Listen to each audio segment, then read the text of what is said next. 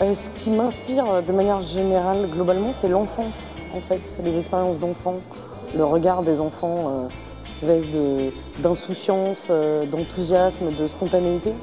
Et donc, ce qui m'intéresse, du coup, ce qui m'inspire dans mon travail, dans le storytelling, c'est de pouvoir recréer, de pouvoir toucher l'enfant intérieur de chaque adulte qu'on va toucher à travers les histoires qu'on va raconter. Mais il y a aussi deux personnes qui m'inspirent beaucoup, qui sont deux danseurs, qui s'appellent les Twins, qui sont deux jumeaux, donc, comme son nom l'indique. Ils sont deux danseurs français de hip-hop et qui, à mon sens, sont clairement en train de réinventer complètement la danse hip-hop, mais la danse en général, l'art du mouvement.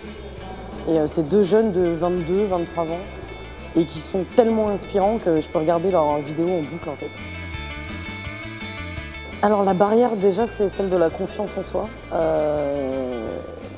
qui a été longue à faire tomber, mais qui est tombée entre autres grâce à Girls in Web et à cette aventure que j'ai démarrée avec plein d'autres nanas. Le rêve que j'ai réalisé, c'est vraiment celui de pouvoir travailler, enfin créer une activité dans laquelle je peux faire le lien entre le business et la création.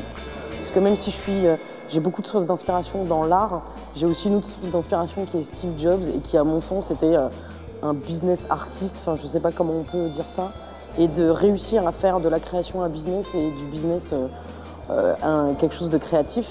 Et je pense que j'ai enfin réussi à le faire. La prochaine grande barrière, c'est de pouvoir dire j'ai réussi à réaliser, à raconter des histoires ou réaliser des projets avec les gens qui aujourd'hui m'inspirent. Comme par exemple les Twins, qui sont un peu le summum de ce qui m'inspire aujourd'hui, mais il y en a d'autres, des gens avec qui je rêverais de travailler.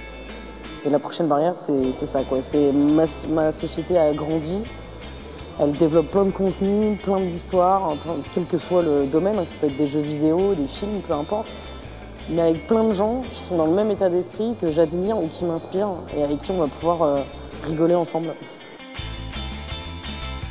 Bon, ce que je dirais à peu près n'importe quel être humain sur la planète, c'est pas facile de garder l'émerveillement philosophique, comme on dit, l'émerveillement de l'enfant. C'est un travail de tous les jours, mais je pense que c'est le seul qui vaut le coup. Et donc, il ne faut pas se laisser aller ni à l'amorosité, ni au cynisme, ni au c'est comme ça, donc c'est comme ça. Donc, garder cette énergie de l'enfant, en fait.